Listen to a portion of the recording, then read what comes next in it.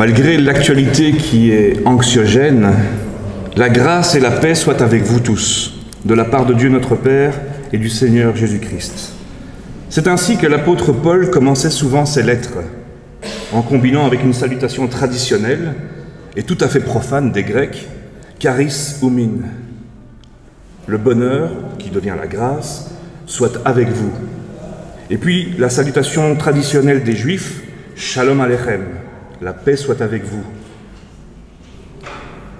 Par cette expression, l'apôtre Paul voulait s'adresser aux Juifs et aux Grecs, à ceux qui se considéraient dans la maison de Dieu et à ceux qui restaient plutôt au grand large de l'universel. Et en commençant notre culte ce matin, par l'expression de l'apôtre, nous voulons signifier que nous sommes héritiers de ces deux messages, celui de la paix du Premier Testament et celui du bonheur, de la grâce du Second Testament. Mais aussi que ce message s'adresse à ceux qui se trouvent bien dans la sphère de la religion, comme à ceux qui se trouvent bien à l'extérieur. Que la grâce et la paix soient donc avec nous tous. Et on va commencer notre culte par prier en chantant le cantique « Digne es-tu ».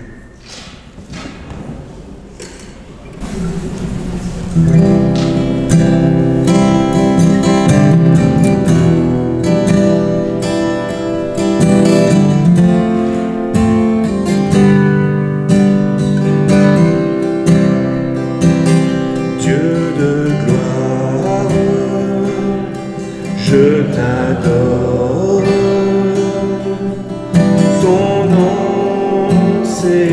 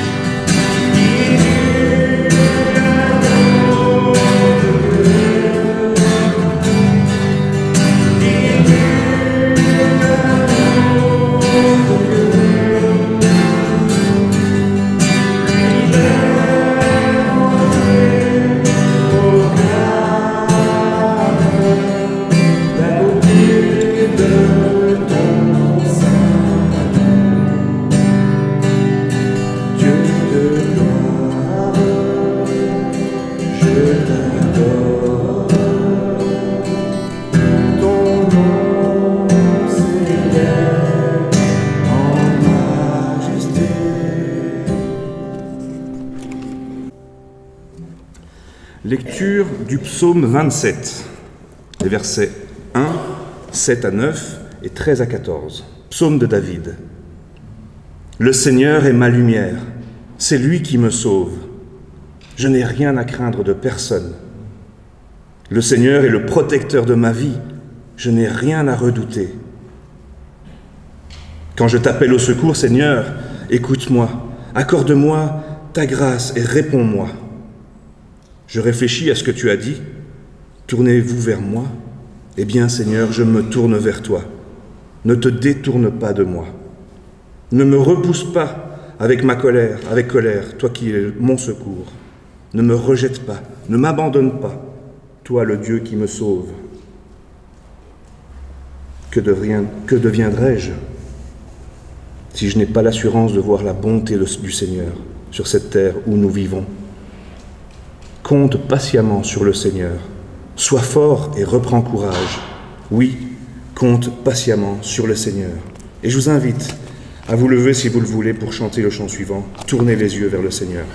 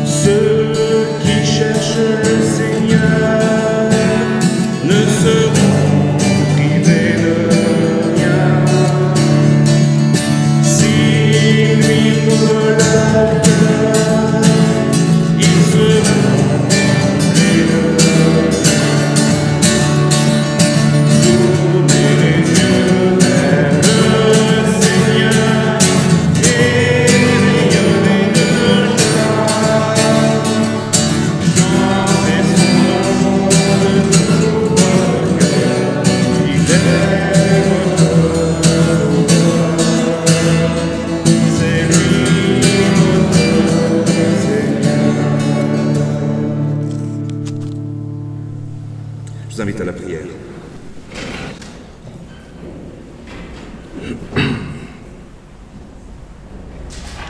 Loué sois-tu, ô Dieu, toi le consolateur, toi qui apaises les esprits troublés et tourmentés, toi qui sèmes la joie dans le cœur des affligés.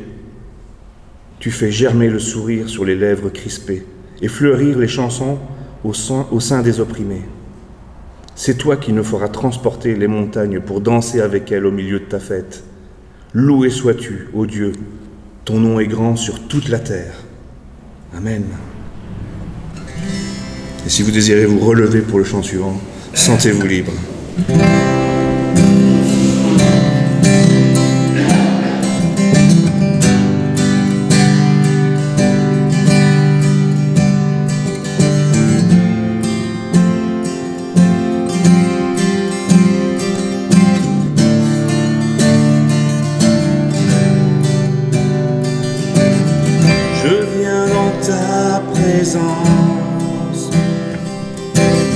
Seigneur de l'univers, rien n'a plus d'importance, rien n'a plus de valeur. Je viens chercher ton cœur, trouver ta volonté, me tenir prosterné en chantant tes louanges.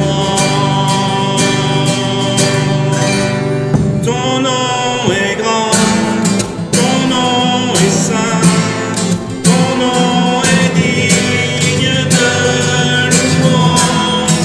À toi l'honneur, à toi la gloire, à toi la puissance et la force. Jésus, agneau de Dieu, je viens dans ta présence, déposer mes fardeaux, tout ce qui me retient de m'approcher de toi. Tu es mon bouclier, mon abri, mon seul lien. Vers toi, Seigneur, mon Dieu, je veux lever les mains. Ton nom est grand, ton nom est saint, ton nom est digne de louange. À toi l'honneur, à toi la gloire, à toi la puissance et la force. Ton nom est grand, ton nom est saint, ton nom est digne de louange. À toi l'honneur, à toi la gloire, à toi la puissance et la force. Jésus, agneau de Dieu.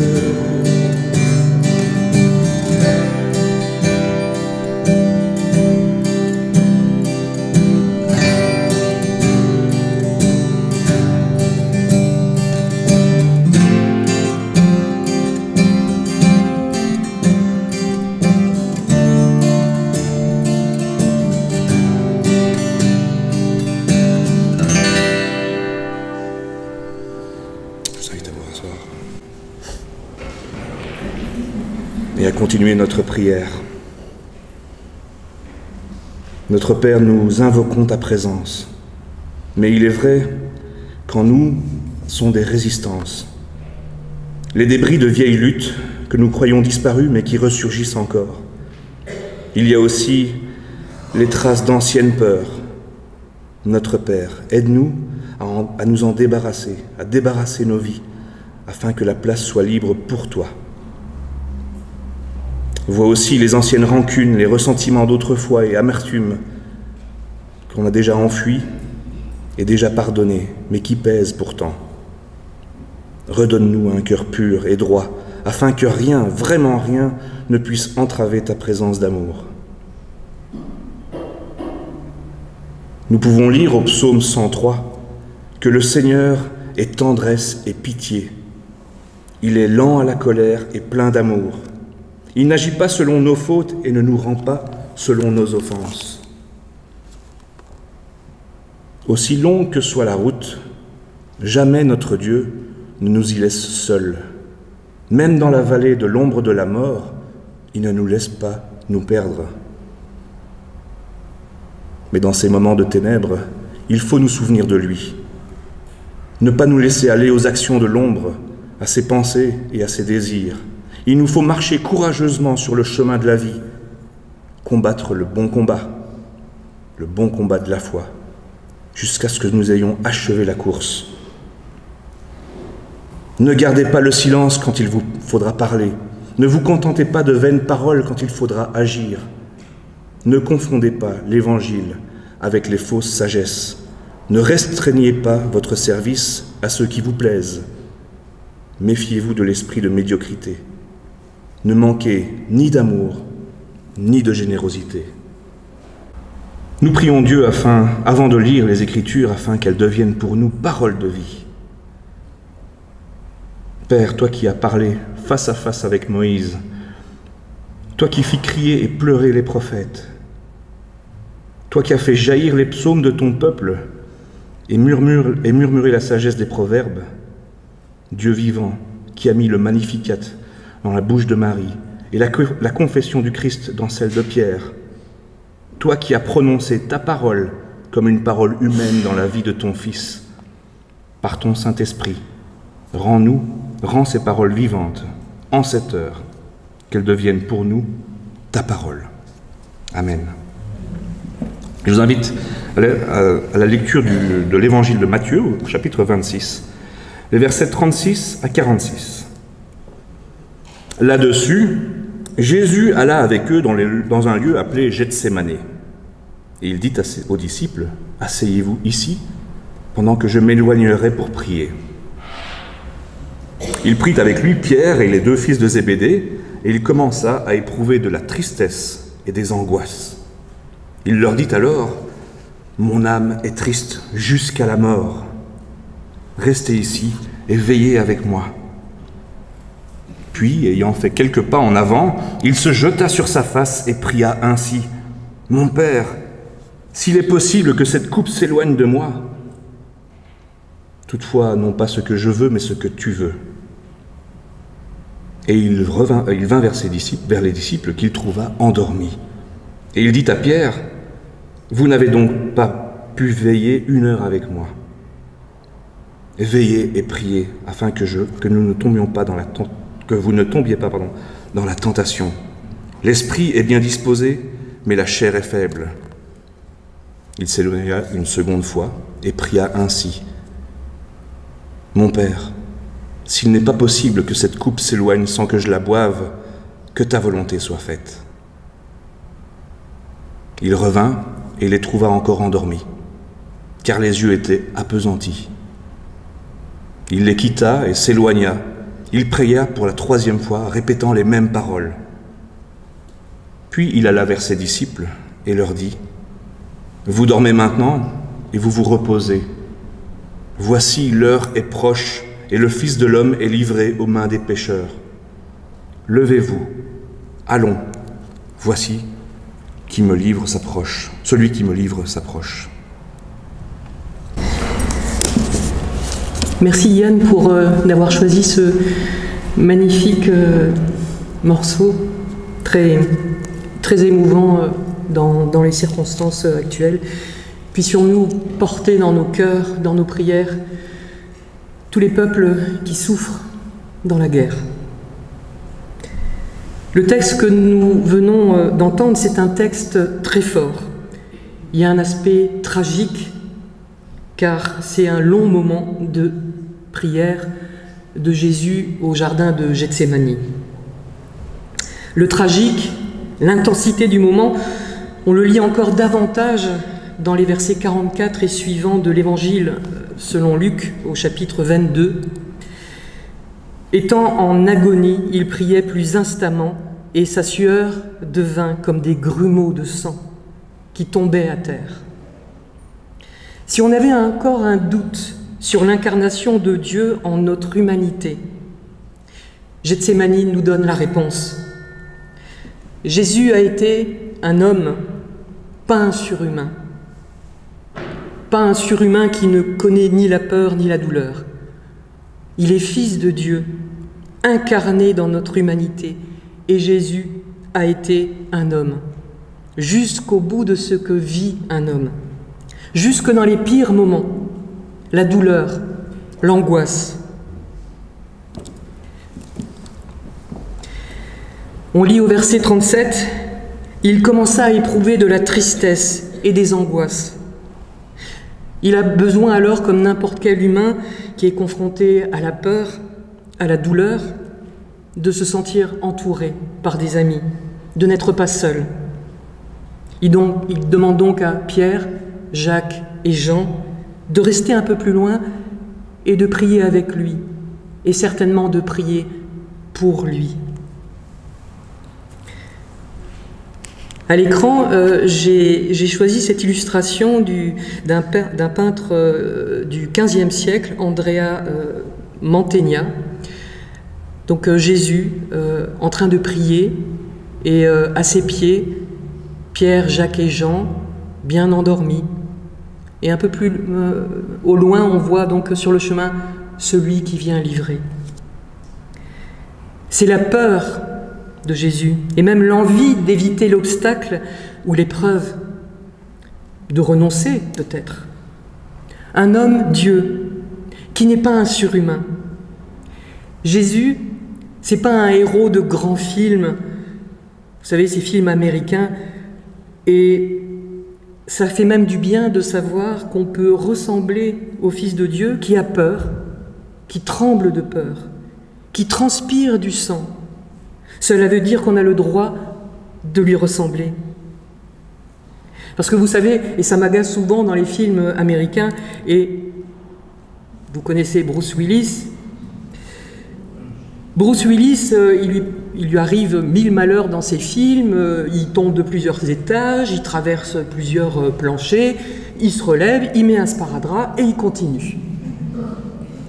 Il est plein de sang, alors que nous, on se dit, il est juste bon, normalement, à rester allongé là et à attendre les secours. Mais non, il va traverser encore plusieurs planchers jusqu'à la fin du film. Et en même temps, il déclame plein de grandes phrases, comme quoi il ne sait faire que ça, sauver le monde. Mais c'est impossible. On sait bien, voilà, c'est du cinéma. On a envie de dire, mais il est encore debout, lui ? Jésus, ce n'est pas Bruce Willis, et tant mieux. Jésus, 3 fois, il prie. Et 2 fois, il parle de cette coupe qui s'approche, qu'il pourrait peut-être éviter. Au verset 39, on lit « Mon Père, s'il est possible que cette coupe s'éloigne de moi. » Et au verset 42, « Mon Père, s'il n'est pas possible que cette coupe s'éloigne sans que je la boive, que ta volonté soit faite. » À sa 3e prière, au verset 44, on ne nous dit pas précisément les termes de sa prière, mais on dit qu'il répète les mêmes paroles. Jésus prie, il est en agonie. Il dit « Mon âme est triste jusqu'à la mort. »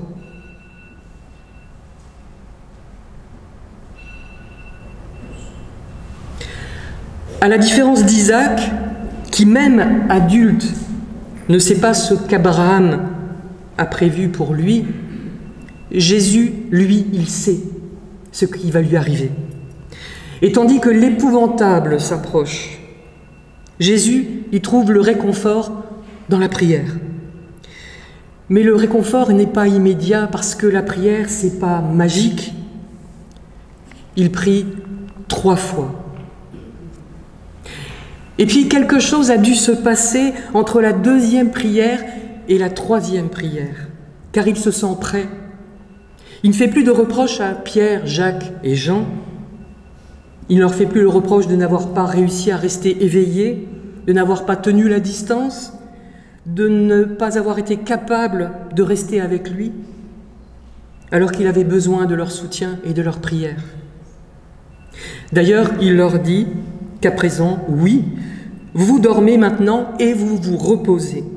Alors d'ailleurs, dans le texte grec, c'est plus parlant parce que le texte grec exprime cette phrase par deux impératifs. Dormez maintenant, reposez-vous. On trouve cette traduction dans certaines de vos Bibles. C'est comme s'il leur disait « Je me sens prêt maintenant ». Et Yann, tout à l'heure, lisait le psaume 27 qui dit « Je n'ai rien à redouter ». Et Jésus est à présent dans un tel état de force que, et c'est extraordinaire, il doit être impressionnant à voir, et c'est raconté dans l'Évangile selon Jean, chapitre 18, qui nous raconte l'arrestation de Jésus. Jésus, sachant tout ce qui devait lui arriver, s'avança et leur dit « Qui cherchez-vous » Ils lui répondirent « Jésus de Nazareth ». Jésus leur dit « C'est moi ». Et Judas, qui le livrait, était avec eux. Lorsque Jésus leur eut dit « C'est moi », ils reculèrent et tombèrent par terre. Jésus y répond à une question simple, « Oui, c'est moi ». Et ceux qui viennent l'arrêter, qui devraient se sentir investis de la force de la justice civile, mais humaine, eh bien ces hommes, ils reculent et ils tombent par terre, ils tombent à la renverse. Ils sont comme renversés par la force de cet homme qui va mourir, comme bousculés par un vent puissant. Vous savez, ces vents de tempête qui nous empêchent presque de tenir debout. Jésus, c'est cela, un vent puissant. Il dit, c'est moi que vous cherchez, et en face, les gens, ils tombent. Devant le Fils de Dieu, on tombe à la renverse.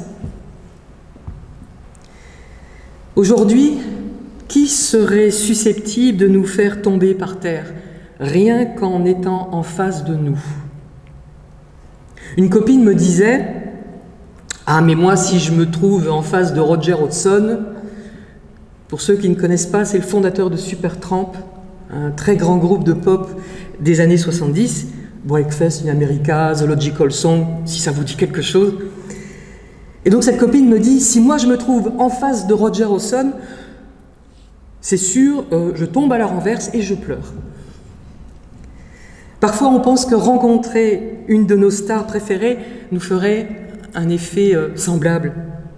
Et vous, et moi, quelle est la star qui nous ferait tomber à la renverse, si juste elle apparaissait devant nous? Alors, Roger Hodgson, je l'ai vu à son concert au Forum de Liège, parce que la copine en question, c'est moi, qui était sûre de tomber par terre et de pleurer. Et Philippe s'en souvient, j'avais pris une réserve de paquets de mouchoirs en papier, mais je ne suis pas tombée par terre, et je n'ai pas pleuré, mais j'étais très très heureuse.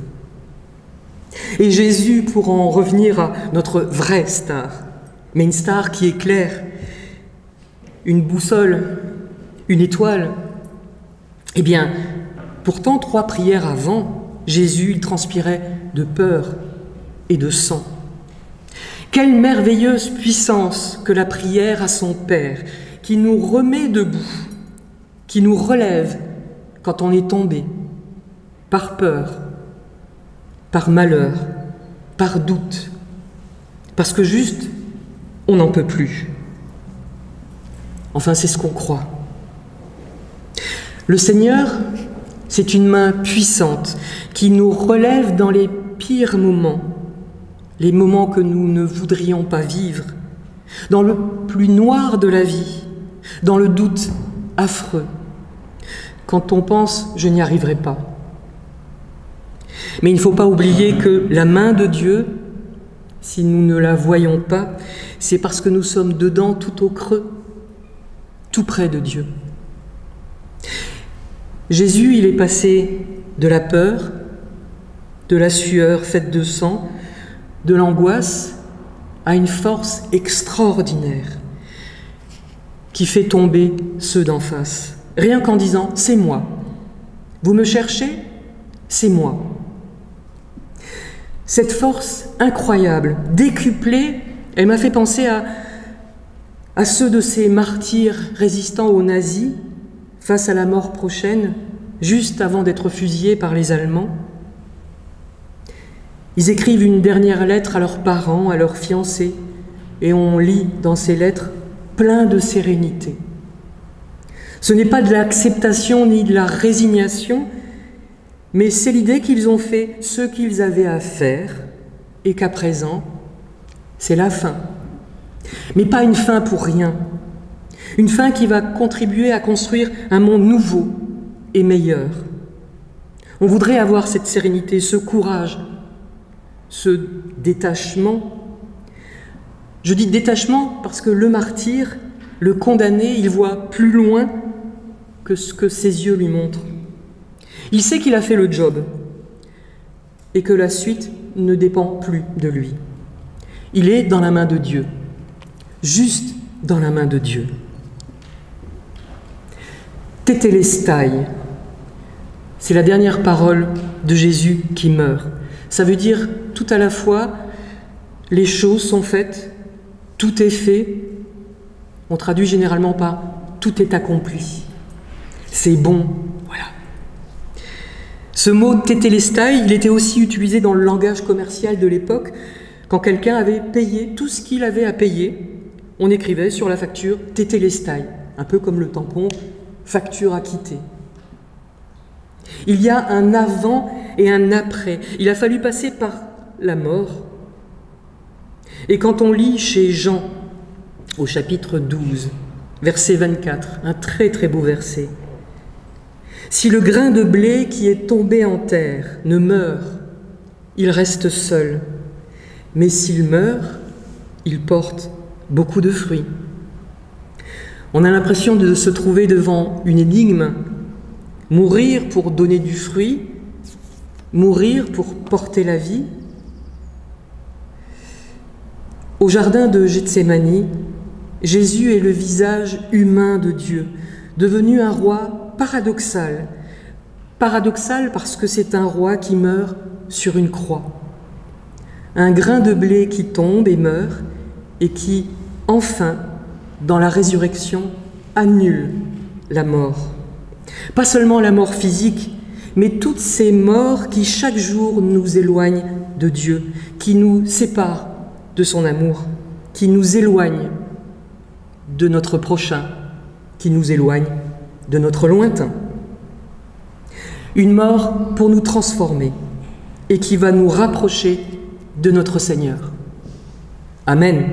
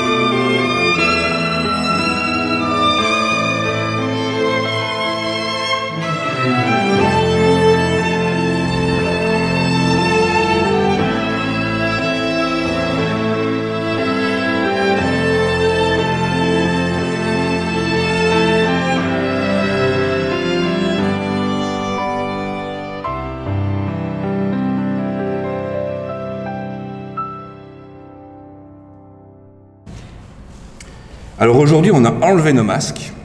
C'est une joie de pouvoir vous voir presque entièrement. Donc voilà, c'est une joie. Mais on a aussi enlevé la boîte d'offrande qui était dans le sas. Donc on va reprendre aussi la bonne habitude de passer dans les bancs. Et ça va se faire presque tout de suite. Donc je vais inviter 2 personnes à venir chercher les... Alors je ne sais pas comment vous appelez ça. J'ai cherché sur Google. Alors ça peut s'appeler des aumônières, des quêteuses ou des bourses. Enfin, elles vont circuler dans l'assemblée, quel nom que vous voulez lui donner. Donc frères et sœurs, voici le moment de l'offrande. Nous pouvons par notre don manifester que le Christ est le Seigneur de nos vies et de nos biens. Vous pouvez continuer à le faire aussi via la banque, si vous le faites déjà, ou via les aumônières, les quêteuses ou les bourses qui vont circuler dans l'assemblée. Donc j'invite les 2 personnes, 2 volontaires, à venir passer ceci entre nous. Toi qui disposes de toutes choses, et nous les donnes chaque jour.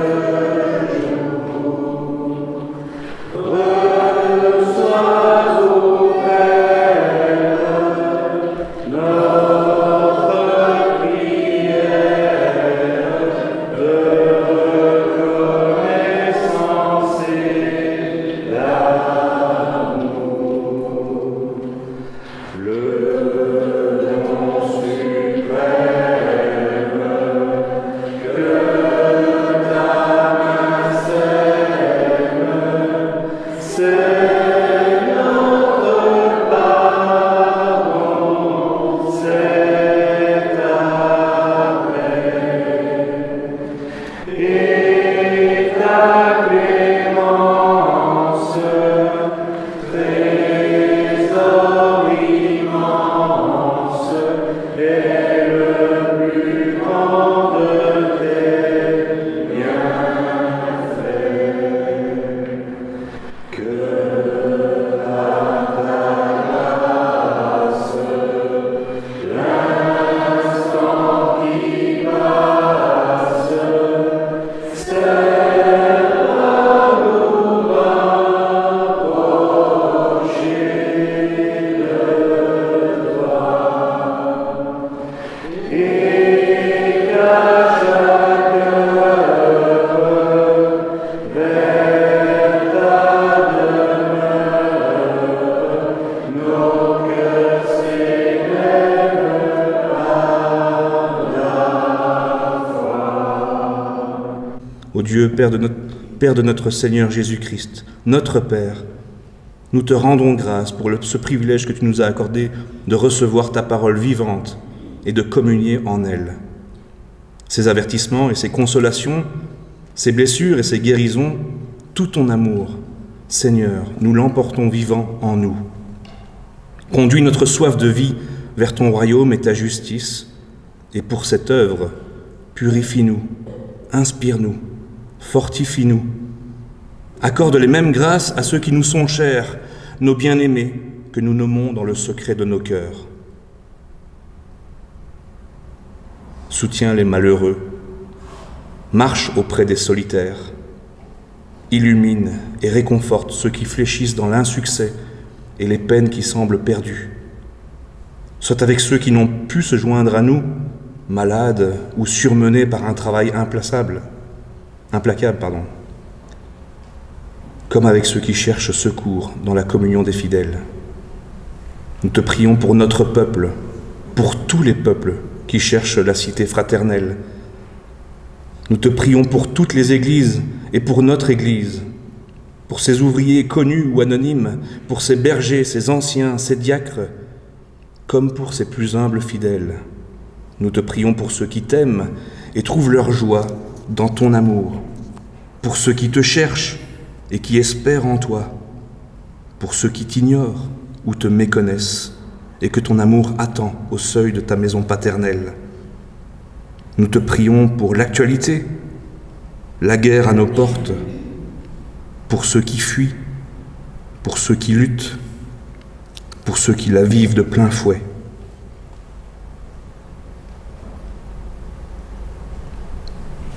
Ô Dieu de lumière et de vie, de tout notre cœur et d'un seul élan, dans la communion de l'Église universelle, nous t'adressons la prière que le Christ Sauveur et Seigneur nous a confiée. Notre Père qui es aux cieux, que ton nom soit sanctifié, que ton règne vienne, que ta volonté soit faite sur la terre comme au ciel.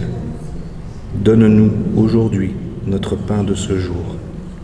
Pardonne-nous nos offenses, comme nous pardonnons aussi à ceux qui nous ont offensés. Ne nous laisse pas entrer en tentation, mais délivre-nous du mal, car c'est à toi qu'appartiennent le règne, la puissance et la gloire, pour les siècles des siècles. Amen.